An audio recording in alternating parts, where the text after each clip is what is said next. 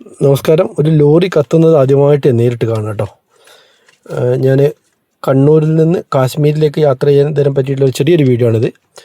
എൻ്റെ പേര് വിനോദ്. ഞാൻ 0 കിലോമീറ്റർ ആക്കിയിട്ടാണ് വണ്ടി പുറപ്പെടുന്നത്. അതായത് കണ്ണൂർ മട്ടന്നൂരിൽ നിന്നാണ് പുറപ്പെടുന്നത്. നേരെ പോകുന്നത് കാശ്മീരിലേക്കാണ്. കാശ്മീരിലേക്ക് ഞങ്ങൾ പോകുന്ന സമയത്ത് ഞാൻ വണ്ടിയിൽ എൻ്റെ ടാറ്റ സഫാരിൻ്റെ ഒരു പെർഫോമൻസും അതോടൊപ്പം തന്നെ എനിക്ക് ടാറ്റ സഫാരിയിൽ ഉണ്ടായിട്ടുള്ള ഒരു അനുഭവത്തിനെ പറ്റിയിട്ട് പറയാൻ വേണ്ടിയിട്ടാണ് ഈ ഒരു വീഡിയോ ചെയ്യുന്നത്. അതായത് 1,00,000 കിലോമീറ്റർ ആവാറാവുന്ന സമയത്താണ് ഞാൻ ഈ വണ്ടി എടുത്തിട്ട് പുറപ്പെടുന്നത്. അതുകൊണ്ടാണ് ബീച്ച് ട്രിപ്പ് ഞാൻ 0-ലാക്കി വെച്ചത്. അങ്ങനെ പുറപ്പെട്ടു. ഞങ്ങൾ 4 ദിവസം കൊണ്ടാണ് പത്താൻകോട്ടിലേക്ക് എത്തുന്നത്. അതായത് ഞാൻ കാശ്മീരിലേക്കുള്ള മൊത്തം ഇത് അല്ല പറയുന്നത്. കാരണം പത്താൻകോട്ട് എത്തിയതിന് ശേഷം പിന്നെ ഞങ്ങൾ വളരെ സ്ലോ ആയിട്ടും റോഡ് മോശമായതുകൊണ്ടും പിന്നെ നല്ല സീനറീസ് ഉള്ളതുകൊണ്ടും വീഡിയോസും ഫോട്ടോസും എല്ലാം എടുത്തുകൊണ്ടാണ് ഞങ്ങൾ മുന്നോട്ട് പോയത്. പിന്നെ അത് മാത്രമല്ല, ഞങ്ങൾ പുറപ്പെടുന്ന ദിവസം മുതൽ ഞങ്ങൾ ഭക്ഷണം ഉണ്ടാക്കിയതെല്ലാം ഞങ്ങൾ പോകുന്ന വഴിക്ക് തന്നെ ഞങ്ങൾ തന്നെ ഭക്ഷണം ഉണ്ടാക്കി കഴിക്കുകയാണ് ചെയ്തത്. അതിനുള്ള സംവിധാനങ്ങളിലായിട്ടാണ് പോയത്. അതോടൊപ്പം തന്നെ താമസവും വണ്ടിയിൽ തന്നെയാണ് താമസിച്ചുകൊണ്ടിരുന്നത് 4 ആളും. രാത്രി ഉറങ്ങാൻ വേണ്ടിയിട്ടായിട്ടൊരു 4 മണിക്കൂറത്തേക്കോ 5 മണിക്കൂറത്തേക്കോ വേണ്ടിയിട്ട് നമ്മൾ റൂം എടുക്കുന്നില്ല എന്നുള്ള ആദ്യം തീരുമാനിച്ചിട്ടുണ്ടായിരുന്നു. അപ്പോൾ ഡ്രൈവ് ചെയ്ത് ഒറ്റയ്ക്കാണെങ്കിൽ പോലും ടാറ്റ സഫാരിയിൽ ഇതിൻ്റെ മുമ്പും ഒരുപാട് ദൂരയാത്രകൾ ചെയ്തിട്ടുള്ളൊരു എക്സ്പീരിയൻസ് ഉള്ളതുകൊണ്ട് എത്ര ദൂരം ഡ്രൈവ് ചെയ്തിട്ടുണ്ടെങ്കിലും ക്ഷീണമില്ലാത്തൊരു വണ്ടിയാണ്. അത് ഡ്രൈവർക്ക് മാത്രമല്ല, കൂടെ ഇരിക്കുന്ന ആൾക്കാർക്കാണെങ്കിൽ പോലും അങ്ങനത്തെ ഒരു ക്ഷീണമോ കാര്യങ്ങളൊന്നും ഇല്ലാത്തൊരു വാഹനം കൂടിയാണ് ടാറ്റ സഫാരി. അതുകൊണ്ട് തന്നെ ധൈര്യമായിട്ട് എനിക്ക് ആ ഒരു കാര്യത്തിൽ കോൺഫിഡൻസ് ഉണ്ടായിരുന്നു. അങ്ങനെ ഓടിച്ച് പോകാമെന്നുള്ള കാര്യത്തിലൊരു കോൺഫിഡൻസ് എനിക്കുണ്ടായിരുന്നു. അപ്പോൾ പിന്നെ ഇനി അതല്ല ബുദ്ധിമുട്ടുണ്ട് എന്നെങ്കിൽ നമ്മൾ റൂം എടുക്കാമെന്നുള്ള കാര്യം, അങ്ങനെ എന്തെങ്കിലും നടുവേദനയോ കാര്യങ്ങളോ ഉണ്ടെന്നെങ്കിൽ ഇരുന്ന് മടുത്തിട്ടുണ്ടെങ്കിൽ അതും നമ്മൾ തീരുമാനിച്ചിട്ടുണ്ടായിരുന്നു. പക്ഷേ അതിൻ്റെ ഒന്നും ആവശ്യം വന്നില്ല. ശ്രീനഗറിൽ എത്തിയതിന് ശേഷമാണ് ഞങ്ങൾ 4 ദിവസത്തേക്കുള്ള റൂം അവിടെ എടുക്കുന്നത്. അപ്പോൾ പിന്നെ വാഹനത്തിന് ഇത്രയും നാൾ ഓടിയതിൻ്റെ ഭാഗമായിട്ട് അല്ലെങ്കിൽ ഇത്രയും ദൂരം ഓടിയതിൻ്റെ ഭാഗമായിട്ട് ഒരു കംപ്ലയിൻറ്റും വന്നില്ല ആണ് എനിക്ക് ഇതിൻ്റെ പെർഫോമൻസ് വെച്ചിട്ട് എടുത്ത് പറയേണ്ട ഒരു കാര്യം. പിന്നെ ഞങ്ങൾ ഉദംപൂർ വഴി അങ്ങോട്ട് അങ്ങോട്ട് കയറുന്ന സമയത്ത് റോഡ് വളരെ മോശമായിരുന്നു. അതുകൊണ്ട് തന്നെ വളരെ നല്ല രീതിയിലുള്ള ഓട്ടം നമുക്ക് അങ്ങനെ ഓടാൻ പറ്റിയിട്ടില്ല. കാരണം ഞങ്ങൾ പോകുന്നതിൻ്റെ ഒരാഴ്ച മുമ്പ് അങ്ങനെ മണ്ണിടിച്ചിലും കാര്യങ്ങളും ഉണ്ടായിട്ട് റോഡെല്ലാം കുറേ ഭാഗം പൊട്ടിപ്പൊളിഞ്ഞ് കിടക്കുമായിരുന്നു. പിന്നെ അത് മാത്രമല്ല, പൊട്ടിപ്പൊളിഞ്ഞ് കിടക്കുന്നില്ല അല്ലെങ്കിൽ പോലും അങ്ങോട്ട് പോകുന്ന സമയത്ത് നമ്മുടെ ഇടതുവശത്ത് ഭയങ്കരമായിട്ടുള്ള കൊക്കയുള്ള സ്ഥലങ്ങളുണ്ട് ഒരുപാട്. അപ്പോൾ കുറച്ച് വളരെ ശ്രദ്ധിച്ചിട്ട് വേണം വണ്ടി ഓടിക്കാൻ വേണ്ടിയിട്ട്. കാരണം നല്ല രീതിയിലുള്ള ലോഡും വണ്ടി ഇപ്പം ടൂറിസ്റ്റ് സീസണിലാണല്ലോ അവിടെയല്ലോ. അതുകൊണ്ട് നല്ല രീതിയിൽ വലിയ ലോറികളുടെ ഇഷ്ടംമാതിരി ഓടി വരുന്ന സമയമായതുകൊണ്ട് നമ്മൾ നല്ല രീതിയിൽ ശ്രദ്ധിച്ചിട്ട് വേണം വണ്ടി ഓടിക്കാൻ വേണ്ടിയിട്ട്. വളരെ മെല്ലെ അങ്ങോട്ട് പോയിട്ടുള്ളൂ. ഈ പറയുന്ന പത്താൻകോട്ട് മുതൽ അങ്ങോട്ടേക്ക്. പിന്നെ ഞങ്ങൾ വഴിക്കെല്ലാം ഭക്ഷണം ഉണ്ടാക്കിയിട്ടാണ് പോകുന്നതെന്നായി ഞാൻ കുറച്ച് മുമ്പ് പറഞ്ഞു. അതുമാത്രമല്ല, ഞാനിവിടുന്ന് പോകുന്ന സമയത്ത് നമ്മൾ മംഗലാപുരം വഴിയാണ് പോയത്. മംഗലാപുരം അതായത് കേരളം വിട്ടു കർണാടക കയറി കഴിഞ്ഞിട്ടുണ്ടെങ്കിൽ പിന്നെ നേരെ കർണാടകയിലെ ഹുബ്ലി വഴിയാണ് പോകുന്നത്. അത് കഴിഞ്ഞെങ്കിൽ മഹാരാഷ്ട്രയിൽ പോലീസ് കുഴപ്പമില്ലാത്ത രീതിയിൽ ബോർഡറിൽ ചെക്കിംഗ് ഉണ്ട്. പിന്നെ അത് സ്വാഭാവികമായിട്ട് അവർ ഡ്യൂട്ടീൻ്റെ ഭാഗമായിട്ടുണ്ട്. പക്ഷേ ഭയങ്കര കർശനമായിട്ടുള്ള ചെക്കിങ്ങാണ്. അപ്പോൾ ഫാമിലിയെല്ലാം കാണുന്ന സമയത്ത് അവർ ആ രീതിയിലുള്ള വേണ്ടുന്ന അളവുകളും കാര്യങ്ങളും നമുക്ക് തരുന്നുണ്ട്. കാരണം എൻ്റെ അടുത്ത് ഒരു 1,500 രൂപ ചെല്ലാൻ അടയ്ക്കട്ടെ എന്നുള്ള രീതി ചോദിച്ചിട്ടുണ്ടായിരുന്നു. എന്താണ് കാരണം എന്ന് ചോദിച്ച സമയത്ത് നമ്മൾ ലഗേജ് ഉള്ളതുകൊണ്ട് എനിക്ക് ഈ സെൻട്രലിലുള്ള മിറർ വഴി പുറകിലെ വശത്തെ കാഴ്ച കാണുന്നില്ല. അത് അങ്ങനെ ഇല്ലാന്നുണ്ടെങ്കിൽ 1,500 രൂപ ഫൈൻ അടിക്കാനുള്ള വകുപ്പുണ്ടെന്ന് പറഞ്ഞു. അപ്പോൾ ഞാനത് അവരോട് ഇങ്ങനെ പറഞ്ഞു, അതിൻ്റെ ആവശ്യമുണ്ടോ, ഞങ്ങളിങ്ങനെ ഫാമിലിയായിട്ടൊരു ഇതിന് പോകുന്ന സമയത്ത് കുഴപ്പമില്ല പൊക്കോളാൻ വേണ്ടി പറഞ്ഞു. അപ്പോൾ കുറച്ച് മനുഷ്യത്വപരമായിട്ടുള്ള പെരുമാറ്റം അവർ ഭാഗത്ത് ഉണ്ടായി എന്നുള്ള കാര്യം എടുത്തു പറയേണ്ട കാര്യമാണ്. അതോടൊപ്പം തന്നെ അത് കഴിഞ്ഞിട്ട് ആ സമയത്ത് നമ്മൾ ഗുജറാത്ത് കയറിയ സമയത്തും, അതായത് പിന്നെ മധ്യപ്രദേശ് പിന്നെ ഗുജറാത്ത് കയറിയ സമയത്തും നമുക്കുണ്ടായിരുന്നുണ്ടെങ്കിൽ ഗുജറാത്തിൽ മെയിനായിട്ട് പോലീസുകാർ നല്ല രീതിയിൽ ചെക്കിംഗ് ഉണ്ട്. അവർ ചെക്കിംഗ് എന്നുണ്ടെങ്കിൽ മഹാരാഷ്ട്ര പോലീസിനെ പോലെയല്ല, കുറച്ചും കൂടെ സ്ട്രോങ് ആണ്. അവർ ചോദിക്കുന്ന ഒറ്റ കാര്യം ഇത് മാത്രമേ ഉള്ളൂ, ഇതില്ലേ പിന്നെ ഗുഡ്ക, പാൻപരാഗ് അതുമാതിരിയുള്ള സാധനങ്ങളില്ല, ഹൻസ്, തമ്പാക്ക്, പിന്നെ അതുപോലെ തന്നെ മദ്യം, ഈ സാധനങ്ങൾ ഉണ്ടോ എന്നുള്ളതാണ് ചോദിക്കുന്നത്. അവർ പറയുന്നത് ഉണ്ട് എന്നുണ്ടെങ്കിൽ നിങ്ങൾ ഉണ്ടെന്ന് പറഞ്ഞേക്കും. പിന്നെ അതിനെ പറ്റിയിട്ട് നമ്മൾ തർക്കിക്കേണ്ട ആവശ്യമൊന്നുമില്ല. അതല്ല ഞങ്ങളാണ് ചെക്ക് ചെയ്ത് പിടിക്കുന്നുണ്ടെങ്കിൽ നല്ല രീതിയിലുള്ള നിങ്ങൾക്ക് ബുദ്ധിമുട്ടാണെന്ന് പറഞ്ഞു. അപ്പോൾ ഞാൻ പറഞ്ഞു നിങ്ങൾ ചെക്ക് ചെയ്തോളെന്ന് പറഞ്ഞിട്ട് നമ്മൾ ആ രീതിയിൽ നിന്നു. അപ്പോൾ അവർ ചെക്കൊന്നും ചെയ്തില്ല. നമ്മൾ ഫാമിലി എന്ന് കണ്ട സമയത്ത് കുറച്ച് നേരം നിപ്പിച്ചിട്ട് നമ്മൾ അവിടുന്ന് ഒഴിവാക്കി. അതെല്ലാം ഈ ഒരു വീഡിയോയിലുണ്ട്. അപ്പോൾ നല്ല അടിപൊളി സൈറ്റ് സീയിങ് കാര്യങ്ങളായിട്ട് ഞങ്ങൾ പോയിക്കൊണ്ടിരിക്കുകയാണ്. അപ്പോൾ ഇതേവരെ ഇങ്ങനെ ഓടുന്ന സമയത്തും അതായത് ഇതിന്ന് ഞാൻ പറഞ്ഞു ഗുജറാത്തും കഴിഞ്ഞിട്ട് പിന്നെ രാജസ്ഥാൻ്റെ ബോർഡർ കയറി കഴിഞ്ഞിട്ടുണ്ടെങ്കിൽ ഒരു റോഡുണ്ട്. ആ റോഡിൻ്റെ പേര് ഞാൻ അവിടെ ഒരു കടക്കാരോട് ചോദിച്ച സമയത്ത് അതിന് വേറെന്തൊരു പേര് ഞാൻ യൂട്യൂബിൽ കണ്ടു. പെട്ടെന്ന് എനിക്കത് ഓർമ്മ വന്നില്ല. അവരോട് ചോദിച്ച സമയത്ത് അവർ പറഞ്ഞത് ഭാരത് മാതാ റോഡ് എന്നാണ് അവിടെ ഒരു ഷോപ്പുകാരൻ പറഞ്ഞത്. അത് ഏകദേശം ഒരു 650 കിലോമീറ്ററോളം ദൂരമുള്ള റോഡ്. അടിപൊളി റോഡ്. നമുക്ക് 6 ലൈനാണ്, തിരക്കില്ലാത്ത റോഡാണ്. 100 കിലോമീറ്റർ സ്പീഡിൽ നമുക്ക് വണ്ടി ഓടിക്കാൻ പറ്റുന്ന റോഡാണ് അനുവദനീയമായിട്ടുള്ളത്. പക്ഷേ ക്യാമറകൾ കുറവാണ്, എന്നാലും നമുക്ക് നല്ല ചവിട്ടി വിടാൻ പറ്റുന്ന റോഡാണ്. ഓക്കെ, അപ്പോൾ ആ റോഡിൽ ഞങ്ങൾ ഭക്ഷണമെല്ലാം ഉണ്ടാക്കിയിട്ട് ആ റോഡ് സൈഡിൽ തന്നെ വെച്ചിട്ടാണ് ഭക്ഷണം ഉണ്ടാക്കി വെച്ചിട്ട് ഞങ്ങൾ യാത്ര വീണ്ടും തുടർന്നത്. അപ്പോൾ ആ റോഡ് ചെന്ന്, അതായത് ഇത് മൊത്തം കഴിഞ്ഞു രാജസ്ഥാൻ മൊത്തം ഓടി, അതിന് ശേഷം ഹരിയാന കയറി, ഹരിയാനയും കഴിഞ്ഞ് പഞ്ചാബിലെത്തി. പഞ്ചാബ് അമൃത്സറിൻ്റെ 20 കിലോമീറ്റർ ഇപ്പുറത്താണ് നമ്മൾ തിരിക്കുന്നത്. അത് നേരെ പറഞ്ഞ പത്താംകോട്ടിലെത്തി. പിന്നെ അവിടുന്ന് കാശ്മീരിലേക്ക് കയറി ഞങ്ങൾ തുലിപ്പ് ഗാർഡൻ, ഡാൽ ലേക്കും അതെല്ലാം കണ്ടു.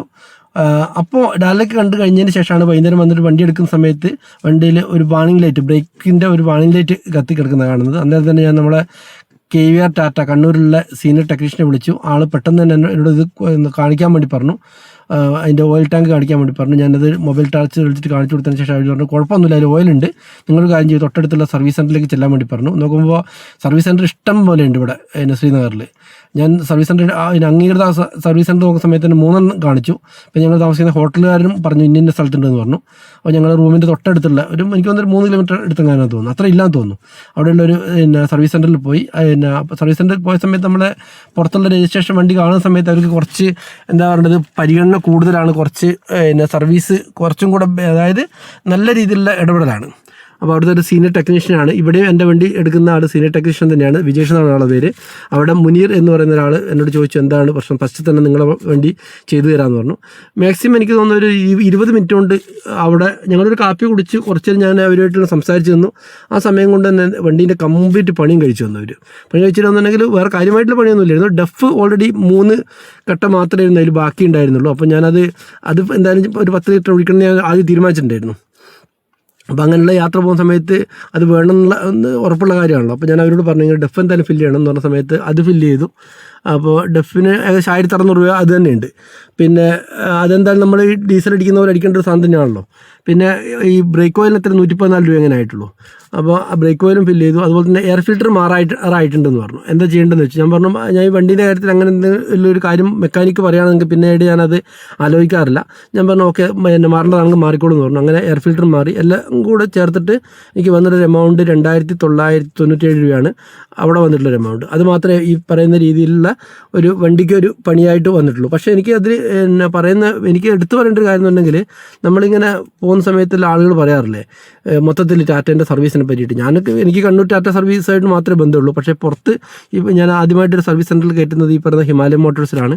അവിടുന്ന് നല്ല രീതിയിലുള്ള എന്താ പറയുന്നത് സർവീസും സഹകരണം അവരെ പെരുമാറ്റവും എന്നോട് അഡ്വൈസറാണെങ്കിൽ ശരി, അതുപോലെ തന്നെ അവിടുത്തെ ഫ്ലോർ മാനേജർ, അങ്ങനെയുള്ള പല ആൾക്കാരും എൻ്റെ മാനേജർ എനിക്കറിയില്ല, മെക്കാനിക്ക് സംബന്ധമായിട്ടുള്ള ആൾ തന്നെയാണ്. ഇവരെല്ലാം വന്നിട്ട് കാര്യങ്ങളെല്ലാം ചോദിച്ച് മനസ്സിലാക്കും. കാര്യങ്ങളെല്ലാം ഇതായിട്ടും വണ്ടീൻ്റെ ഓഡോമീറ്റർ കണ്ട സമയത്ത് തന്നെ ഇത്രയും ദൂരം ഓടിയിട്ടുള്ള വണ്ടി അവർ കണ്ടിട്ടില്ല എന്ന് പറഞ്ഞു സഫാരി. ഒറ്റോട്ടല്ല മൊത്തത്തിലുള്ള ഓഡോമീറ്റർ. അപ്പോൾ അതെല്ലാം അവർ നല്ല രീതിയിൽ എന്താണ് എനിക്ക് വേണ്ടുന്ന രീതിയിലുള്ള സർവീസ് കാര്യങ്ങളെല്ലാം ഞാൻ പ്രതീക്ഷിച്ചതിനേക്കാൾ നല്ല രീതിയിൽ എനിക്ക് അവർ ചെയ്തു തന്നു. പിന്നീട് അവരുമായിട്ട് യാത്ര പറഞ്ഞ് അവിടെ നിന്ന് ഇറങ്ങിയതിന് ശേഷം അതിൻ്റെ തൊട്ടപ്പുറത്ത് തന്നെ, കാരണം ഇത്രയും ദിവസം നമ്മൾ ഓടിപ്പോയതിൻ്റെ ഭാഗമായിട്ട് വണ്ടിയിൽ അത്യാവശ്യം എന്തുണ്ട് നല്ല രീതിയിൽ കച്ചറയും കാര്യങ്ങളുണ്ടായിരുന്നു. അപ്പോൾ പുറത്ത് നല്ല രീതിയിൽ സർവീസ്, നല്ല രീതിയിൽ എന്നല്ല, ഒന്ന് പുറത്തൊന്ന് വെള്ളമടിച്ചൊന്ന് കഴുകുക എന്നുള്ള കണ്ടീഷനിലാണ് ഞാനത് അതായത് നമ്മുടെ ഒരു ബോഡി വാഷ് ചെയ്യുമല്ലോ, ആ രീതിയിലാണ് ഞാൻ ചിന്തിച്ചത്. അപ്പോൾ ഇവിടെയുള്ള ടാറ്റ സർവീസിൽ അവരോട് തന്നെ ചോദിച്ചപ്പോൾ അവർ പറഞ്ഞു പുറത്ത് തന്നെ ഉണ്ട്, അതിൻ്റെ സംവിധാനം അവിടെ ഉണ്ടെന്ന് പറഞ്ഞു. അപ്പോൾ അവരവിടുന്ന് വാട്ടർ സർവീസ് ചെയ്യാമെന്ന് പറഞ്ഞു. പക്ഷേ എനിക്ക് ടാറ്റയിൽ നിന്ന് വാട്ടർ സർവീസ് ചെയ്യുന്നതിനേക്കാൾ കുറച്ചും കൂടെ ബെറ്ററായിട്ട് പുറത്തുനിന്ന് ചെയ്യുന്നതാണ് കുറച്ച് നല്ലതെന്ന് എനിക്ക് തോന്നി. അപ്പോൾ അത് മാത്രമേ ഞങ്ങൾ ബ്രേക്ക്ഫാസ്റ്റും കഴിച്ചില്ലായിരുന്നു. അങ്ങനെ അവരുമായിട്ടെല്ലാം സംസാരിച്ച് യാത്ര പറഞ്ഞിട്ട് ഞങ്ങൾ പുറത്തേക്ക് ഇറങ്ങി തൊട്ടടുത്തുള്ള സർവീസ് സെൻറ്ററിൽ, അതായത് ഒരു 100 മീറ്റർ പോലുമില്ല സർവീസ് സെൻറ്ററിൽ പോയി വാട്ടർ സർവീസ് ചെയ്യാൻ വേണ്ടിയിട്ട് വണ്ടി കൊടുത്തു. വണ്ടി കൊടുക്കുന്ന സമയത്തിന് അവർ പറഞ്ഞു 250 രൂപയാണെന്ന് പറഞ്ഞു. ഞാൻ പറഞ്ഞു ഓക്കെ എന്ന് പറഞ്ഞു വണ്ടി സർവീസ് ചെയ്തു. പക്ഷേ അതിനൊരു 300, 350, 500 വാങ്ങിയാലും കുഴപ്പമില്ല. ആ രീതിയിലുള്ള ഒരു വാട്ടർ സർവീസാണ് ഫുൾ ബോഡി അവർ ചെയ്തു തന്നുള്ളത്. അതിന് എല്ലാം ഇതെല്ലാം വരുന്നിടത്തെല്ലാം അവരെന്ത് കറക്റ്റായിട്ട് പോളിഷ് ചെയ്ത് വണ്ടി നല്ല കുട്ടപ്പനാക്കിയിട്ട് തന്നു. അപ്പോൾ അത് കാണുന്ന സമയം നമുക്കറിയാമല്ലോ, നമ്മൾ വണ്ടി കഴുകുന്ന സമയത്ത് അവർ കഴുകുന്ന രീതിയും കഴുകി കഴിഞ്ഞതിന് ശേഷമുള്ള വണ്ടീൻ്റെ ഒരു ഫിനിഷിങ്ങിനും കാണുന്ന സമയത്ത് നമുക്ക് തന്നെ മനസ്സിൽ എന്തുണ്ടാവും, നല്ല രീതിയിലൊരു തൃപ്തിയും കാര്യങ്ങളുണ്ടാവും. അപ്പോൾ ആ രീതിയിൽ അവിടുന്ന് വണ്ടിയെല്ലാം സർവീസ് ചെയ്തതാണ്. ഇദ്ദേഹമാണ് സീനിയർ ടെക്നീഷ്യൻ മുനീർ എന്ന് പറയുന്ന ഒരാൾ. അപ്പോൾ എന്നെ ഇപ്പം കോൺടാക്റ്റ് ഉണ്ട് കേട്ടോ, അയാൾ ഇടയ്ക്കിടയ്ക്ക് വിളിക്കാറുണ്ട്. ടാറ്റയിലെ സീനിയർ ടെക്നീഷ്യനാണ്, വിളിക്കാറുണ്ട്. അപ്പോൾ എൻ്റെ നമ്പർ അദ്ദേഹത്തിനും കൊടുത്തിട്ടുണ്ട്, അദ്ദേഹത്തിൻ്റെ നമ്പർ ഞാനും ആയിട്ടുണ്ട്.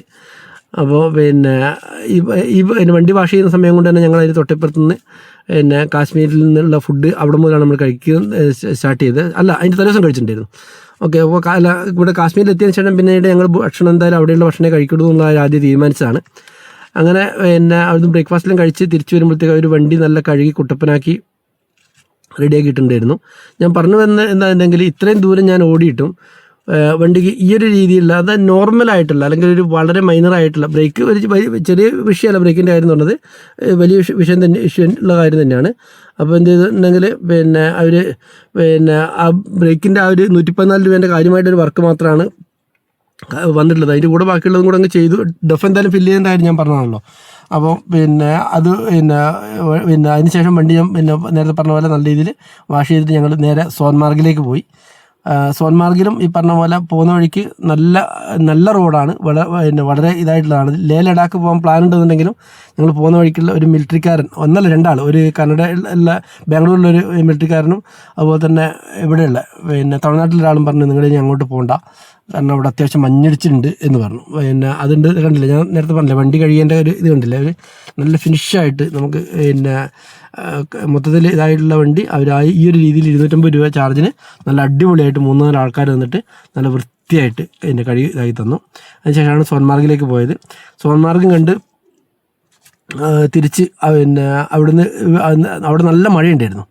വൈകുന്നേരം ഞങ്ങൾ ഇറങ്ങാറാവുന്ന സമയത്ത് മഴ മാത്രമല്ല, അതോടൊപ്പം തന്നെ വീണ്ടും നല്ല കൊടുങ്കാറ്റും കാര്യങ്ങളും ഉണ്ടായിരുന്നു. അപ്പോഴത്തേക്ക് എന്തായി, വണ്ടി വീണ്ടും ഈ പൊടിക്കാറ്റും, ആദ്യം പൊടിക്കാറ്റ് അടിച്ചു, അതിന് ശേഷം മഴ പെയ്തതിന് ശേഷം വണ്ടി വീണ്ടും കച്ചറായി. പിന്നീട് കഴുകാനും ഇതൊന്നും നിന്നില്ല. നേരെ അവിടെ ഞങ്ങൾ വിട്ടു. നേരെ ശ്രീനഗർ വന്നു. ശ്രീനഗർ വന്നതിന് ശേഷം അവിടെ ലാൽ ചൗക്കിൽ എന്ത് ചെയ്തിട്ടുണ്ടെങ്കിൽ അവിടെ നിർത്തിയിട്ട്, ലാൽ ചൗക്ക് ശ്രീനഗറിലെ ഫേമസ് ആയിട്ടുള്ള സ്ഥലമാണല്ലോ. അപ്പോൾ അതിൻ്റെ ക്ലോക്ക് ടവർ അവിടെ നിന്നിട്ട് കുറച്ച് ഫോട്ടോസ് വീഡിയോസ് എല്ലാം എടുത്ത് നല്ല, അതായത് മനസ്സിൽ വണ്ടിയിൽ എന്തെങ്കിലും വാണിംഗ് ലൈറ്റ് കത്തിക്കിടക്കുന്ന സമയത്ത് നമുക്ക് മനസ്സിൽ മൊത്തത്തിലൊരു മുള്ളു കൊണ്ട പോലെയാണ്. അത് മാത്രമല്ല, എനിക്ക് വേറൊരു കാര്യം എന്നുണ്ടെങ്കിൽ ഞാനിപ്പോൾ ടയർ 97,000 കിലോമീറ്ററിലാണ് ടയർ മൊത്തം മാറ്റിയത്. എനിക്ക് ഒരു സിംഗിൾ പഞ്ചർ പോലും കിട്ടിയിട്ടില്ല എന്നുള്ളതാണ്. ഇത്രയും ദൂരം ഞാൻ പറഞ്ഞ മോശപ്പെട്ട റോഡുകളിലുണ്ടായിരുന്നു.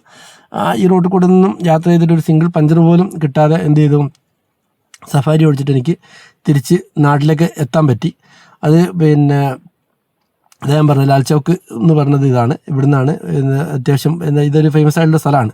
ഒരു സ്ട്രീറ്റ് ഫുഡെല്ലാം നല്ല അടിപൊളിയായി കിട്ടുന്ന സ്ഥലമാണ്. നേരെ തിരിച്ചു വരുന്ന സമയത്ത് ജമ്മുവിൽ നിർത്തി. ജമ്മു സിറ്റീൻ്റെ അകത്തേക്ക് കയറി, കുറച്ചേ കയറിയുള്ളൂ. അതിനുശേഷം തിരിച്ച് വീണ്ടും NH-44 വന്നു. പിന്നീട് നേരെ വാഗാ ബോർഡറിലേക്ക് പോയി. വാഗാ ബോർഡറിലെ അതിഗംഭീരമായിട്ടുള്ള പരേഡെല്ലാം കണ്ടു. അപ്പോൾ ഞാനിത് NH-44 കന്യാകുമാരിയിൽ ഞാൻ വണ്ടി ഓടിച്ചിട്ടുണ്ട് തുടക്കത്തിൽ. അതുപോലെ തന്നെ ശ്രീനഗറിൽ ഞാൻ എന്ത് ചെയ്തു, വണ്ടി എടുത്തിട്ടുണ്ട്. അപ്പോൾ NH-44 മൊത്തത്തിൽ പണിയൊന്നും കഴിഞ്ഞിട്ടൊന്നുമില്ല. എന്നാലും എന്തുണ്ട്, കുറേ സ്ഥലങ്ങളിൽ പണി തീരാൻ ബാക്കിയുണ്ട്. മേൽപ്പാലവും കാര്യങ്ങളിലായിട്ട് ഒരുപാട് സ്ഥലങ്ങളിൽ പണി തീരാൻ ബാക്കിയുണ്ട്. എന്നാലും നല്ല കുഴപ്പമില്ലാത്ത രീതിയിൽ ഓടിച്ചു വരാൻ പറ്റുന്ന റോഡായതുകൊണ്ട് തന്നെയാണ് ഞാൻ അങ്ങോട്ട് പോകുന്ന സമയത്ത് 40 കിലോമീറ്റർ ലാഭിക്കാൻ വേണ്ടിയിട്ട് ആണ് ഈ ഉധംപൂർ വഴി പോയത്. അത് റോഡ് മോശമായിരുന്നു. തിരിച്ച് ജമ്മു വഴി തന്നെ വന്നു. അപ്പോൾ വരുന്ന വഴിക്ക് ജാലിയൻവാലാ ബാഗ്, അതോടൊപ്പം തന്നെ ഞങ്ങൾക്ക് പഞ്ചാബിൽ ദുരിയിൽ ഞങ്ങൾ കമ്പനീൻ്റെ ഒരു മീറ്റിംഗ് ഉണ്ടായിരുന്നു. അപ്പോൾ ആ മീറ്റിങ്ങിൽ അറ്റൻഡ് ചെയ്തു, ഫാമിലിയായിട്ട് അത് അറ്റൻഡ് ചെയ്തു. അവിടെ തന്നെ ഹോട്ടലിൽ സ്റ്റേ ഉണ്ടായിരുന്നു. അവിടെ ഞങ്ങൾ താമസിച്ചു. അവിടുന്ന് പിറ്റേ ദിവസം രാവിലെ എഴുന്നേറ്റ് ബ്രേക്ക്ഫാസ്റ്റിലും കഴിച്ചതിന് ശേഷം, രാത്രി അവിടുന്ന് ഭക്ഷണം കഴിച്ച് ബ്രേക്ക്ഫാസ്റ്റിലും കഴിച്ചതിന് ശേഷം ഞങ്ങൾ വീണ്ടും എന്ത് ചെയ്തു, രാജസ്ഥാനിലെ ബിൽവാരയിലേക്ക്, ഏകദേശം 657 അതായത് 700 കിലോമീറ്ററിൻ്റെ അടുത്തുണ്ടായിരുന്നു. അപ്പോൾ വരുന്ന വഴിക്ക് ഞങ്ങൾ വീണ്ടും വഴിയിൽ നിന്ന് തന്നെ ഫുഡ് ഉണ്ടാക്കി കഴിച്ചിട്ടാണ് ഇത് വന്നത്. വരുന്ന വഴിക്ക് വണ്ടി വീണ്ടും ഒന്ന് വാഷ് ചെയ്ത് നേരെ ബിൽവാര രാജസ്ഥാനിലേക്ക് പോയി. അവിടെയാണ് ഹെഡ് ഓഫീസ്. അവിടെ 2 ദിവസം സ്റ്റേ ചെയ്തു. 2 ദിവസം എന്ന് പറയാൻ പറ്റില്ല, 2 ദിവസത്തോളം അവിടെ സ്റ്റേ ചെയ്തു. അവിടുന്ന് പിന്നെ തിരിച്ച് നേരെ നാട്ടിലേക്ക് വിട്ടു. കമ്പനിയിലെ മീറ്റിങ്ങിലും കഴിഞ്ഞ് നാട്ടിലേക്ക് വിട്ടതിന് ശേഷം വരുന്ന വഴിക്ക് എല്ലോറ ഞാൻ പോയതായതുകൊണ്ട് തന്നെ ഞാനും ഫാമിലിയും പോയതാണ്. അതുകൊണ്ട് ഇപ്രാവശ്യം അജന്ത കയറാൻ തീരുമാനിച്ചു.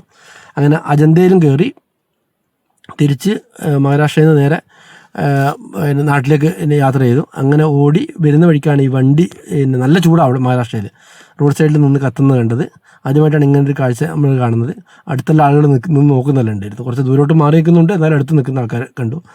ഓക്കെ, അപ്പോൾ അതും കണ്ട് നമുക്ക് ഒരു പേടിയുണ്ടായിരുന്നു ഇങ്ങനത്തെ കാണുന്ന സമയത്ത്, വണ്ടിയിലും കാണുന്ന സമയത്ത്. അങ്ങനെ തിരിച്ച് നാട്ടിലേക്ക് എത്തി.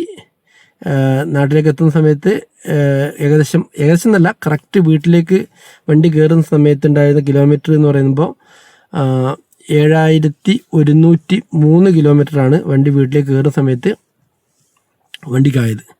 അപ്പോൾ അത് എന്താ പറയുന്നത്, പിന്നെ ആദ്യമായിട്ട് ഒറ്റയ്ക്ക് ഫാമിലിനെയും കൂട്ടിയിട്ട് പോകുന്ന സമയത്ത് ഒറ്റയ്ക്ക് ഞാൻ ഡ്രൈവ് ചെയ്ത് ഇത്രയും ദൂരം. ഇതിൻ്റെ മുമ്പ് ഒറ്റയ്ക്ക് തന്നെയാണ് പല സ്ഥലങ്ങളിലും ഡ്രൈവ് ചെയ്തിട്ടുള്ളത്. എന്നാൽ ഇത്രയും ലോങ് ആയിട്ടുള്ളൊരു യാത്ര ഫസ്റ്റ് ടൈമാണ് ചെയ്യുന്നത്.